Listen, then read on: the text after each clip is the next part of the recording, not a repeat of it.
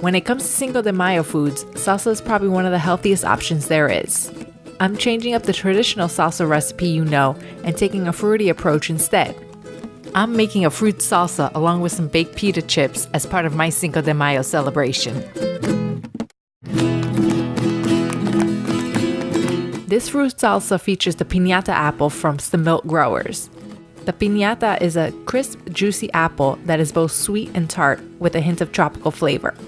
They are good for cooking and baking and can be found in the supermarket. Just make sure it has that piñata sticker on it. Thank you to Milk Growers for sponsoring this video. To make the salsa, dice the piñata apple, some strawberries, a nectarine, and some mango. Add them to a bowl.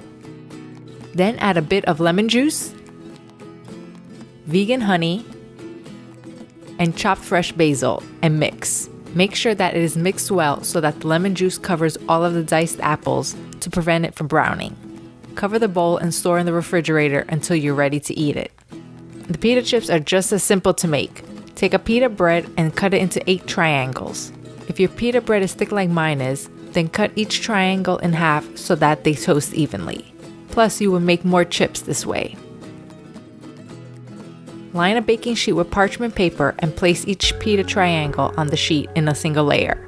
Lightly brush each triangle with coconut oil. Sprinkle some salt and pepper on each pita. Place it in the oven and bake for 7 minutes. This is an easy and delicious salsa that you won't want to stop eating. I've included a link to this recipe in the description below.